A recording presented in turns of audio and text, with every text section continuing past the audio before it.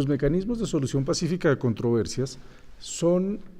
hoy en día los mecanismos utilizados jurídicamente hablando para lograr mantener y resolver todas las diferencias que puedan surgir entre los estados. Hoy en día, además de los estados, hay otros sujetos de derecho internacional y en este sentido podríamos encontrar también individuos o multinacionales que acuden a este tipo de solución pacífica de controversias. Para determinar qué es una controversia, podemos mirar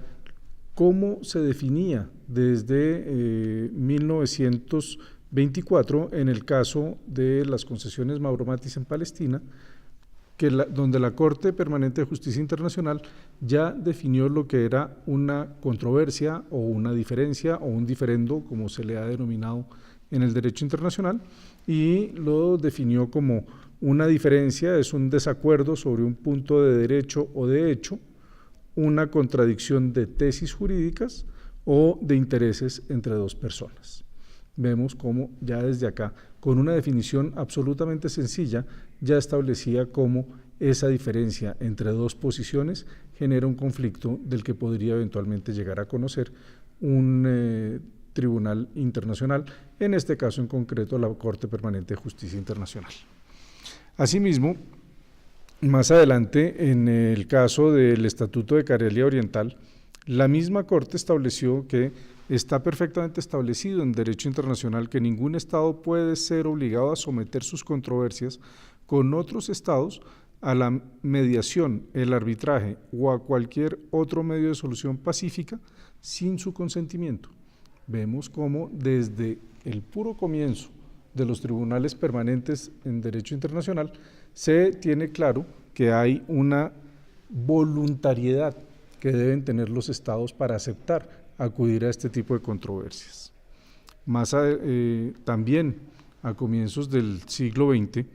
en el Convenio de La Haya para el Arreglo Pacífico de los Conflictos Internacionales, en el artículo primero de este tratado del año 1907, se estableció que para evitar en lo posible recurrir a la fuerza en las relaciones entre los estados, las potencias signatarias convienen emplear todos sus esfuerzos para asegurar el arreglo pacífico de las diferencias internacionales. Vemos cómo entonces desde los comienzos de estos tribunales permanentes hay con claridad una visión de acudir a los mecanismos de solución de controversias.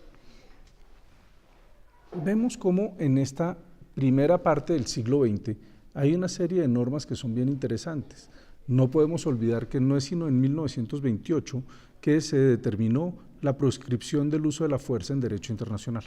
Por esta razón nos encontramos con normas como en el Pacto de la Sociedad de Naciones, más específicamente en el artículo 12, en el que se establecía en dicho artículo que, abro comillas, todos los miembros de la sociedad convienen que, si surge entre ellos una diferencia susceptible de entrañar una ruptura, la someterán al procedimiento de arbitraje o a un arreglo judicial o al examen del Consejo. Convienen además que en ningún caso deberán recurrir a la guerra antes de la expiración de un plazo de 3 meses después de la decisión arbitral o judicial o del informe del Consejo.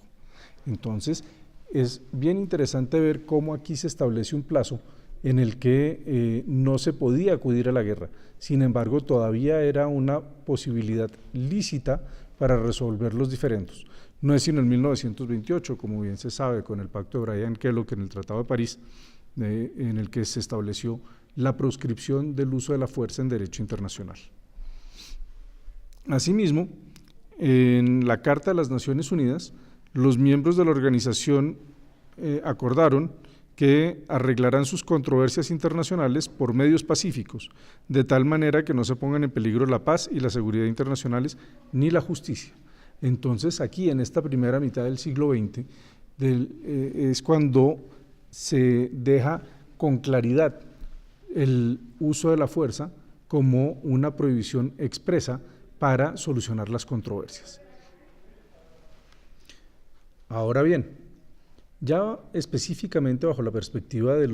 cuáles son esos mecanismos de solución pacífica de controversias, debemos dividirlos en dos. Unos que son denominados medios diplomáticos y otros que son denominados medios judiciales. Empezaremos con los medios diplomáticos. Entre los medios diplomáticos que se distinguen de los judiciales en el sentido en que no tienen un carácter vinculante para las partes, pero que son la primera aproximación que pueden tener estos sujetos del derecho internacional, verbigracia, dos estados, para resolver alguna diferencia que haya surgido entre ellos. En primer lugar, tenemos las negociaciones diplomáticas, que son ese acercamiento precisamente que se hace de Estado a Estado para tratar de resolver una controversia con otro Estado. Tenemos también los buenos oficios y la mediación, en la que un tercero interviene para tratar de resolver o de acercar a las partes en un conflicto que haya surgido. Aquí la intervención del tercero es fundamental. La diferencia entre buenos oficios y mediación estaría centrada en el hecho que en el uno el tercero interviene motu propio, mientras que en el otro habría un llamado de una invitación a una determinada persona para que intervenga como tercero. Tenemos también la investigación internacional, que además puede acompañar todos estos mecanismos en la medida en que éste da claridad sobre los hechos, busca determinarse con precisión qué fue lo que sucedió, cómo se determinó y así poder darle herramientas a los negociadores para poder resolver una situación en concreto. Y tenemos también la conciliación internacional, en la que las partes deciden acudir a un tercero también para que se resuelva la situación. La característica o el común denominador de estos medios diplomáticos mencionados son que en el fondo no tienen un carácter vinculante para las partes. Pueden que lleguen a un acuerdo, pero en el caso contrario o que un tercero haya propuesto una solución, esa solución puede ser aceptada por las partes, pero no es de obligatoria aceptación dicha propuesta. Ahora bien, bajo la perspectiva de los mecanismos de solución pacífica de controversias de carácter judicial, ha habido dos grandes vertientes. Una, la del arbitraje, dos, la de los tribunales internacionales que se han creado para estos efectos. Bajo la perspectiva del arbitraje internacional,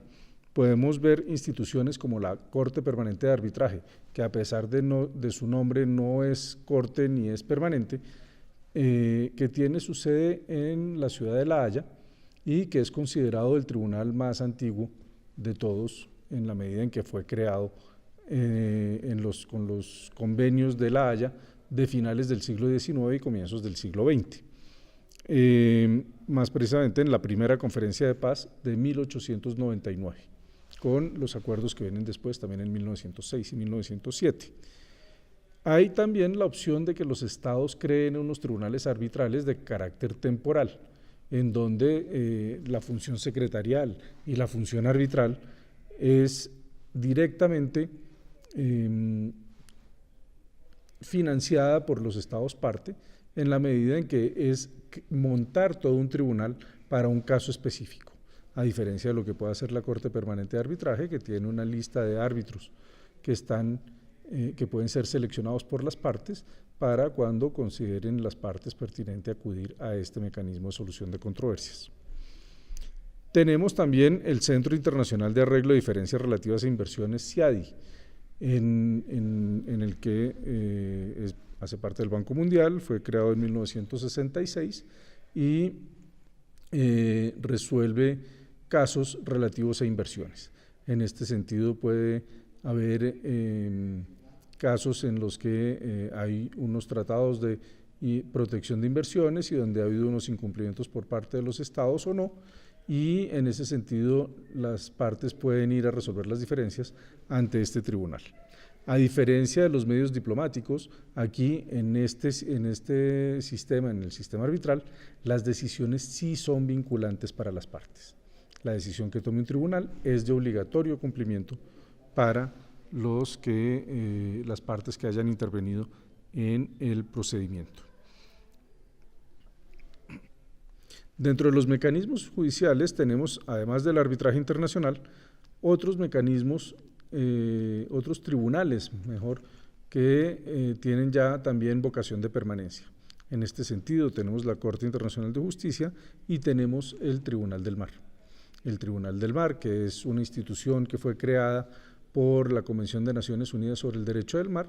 es la encargada de dirimir los conflictos que surjan entre los estados parte de esta convención con relación a los conflictos marítimos que puedan surgir entre ellos, y el tribunal debe aplicar las normas convencionales de la Convemar de 1982. Mientras que con la Corte Internacional de Justicia, el mismo estatuto del artículo internacional de la Corte Internacional de Justicia, el artículo 38, establece cuáles son las fuentes que son aplicables o que podría aplicar un juez de la Corte Internacional de Justicia. En este sentido, el 38.1a establece en primer lugar los tratados, en segundo lugar la costumbre internacional, en tercer lugar los principios generales del derecho y en cuarto lugar, como medios auxiliares, la jurisprudencia y la doctrina. Además de estos mecanismos, hay otros como el órgano de apelación, que resuelve o dirime los conflictos en el marco de la Organización Mundial de Comercio para aquellos conflictos que surjan entre los estados parte. Tenemos además otros órganos regionales como la Corte Centroamericana de Justicia, que se encuentra en el marco del Sistema de Integración Centroamericano, SICA. El Tribunal Andino también resuelve o dirime conflictos entre los estados parte de la Comunidad Andina, así como también lo hace el Tribunal Permanente de Revisión del Mercosur. Este es un barrido muy general de los diferentes instrumentos y de lo que es los mecanismos de solución de controversias en el derecho internacional. Ahora bien, ya para concluir, vemos cómo a lo largo de los últimos 118 años ha habido un gran trabajo que se ha realizado para acabar, por un lado, con la fuerza como mecanismo de solución de controversias, para dejar únicamente los que sean mecanismos pacíficos. Bajo esta perspectiva, hoy en día Colombia tiene una serie de casos a nivel internacional. Por un lado, hay varias demandas que se están iniciando en el marco del CIADI de multinacionales que han considerado que ha habido un incumplimiento por parte del Estado colombiano con relación a las inversiones que han realizado. Y por otro lado, en el marco de la Corte Internacional de Justicia, tenemos los dos casos que se siguen adelantando hoy en día en el diferendo con Nicaragua, además de las dos demandas reconvencionales que fueron presentadas por Colombia en el marco también del diferendo con Nicaragua. Creo que bajo esta perspectiva vemos cómo se ha consolidado todo lo relativo al mecanismo de solución de controversias a todo lo largo del siglo XX y lo que llevamos del siglo XXI.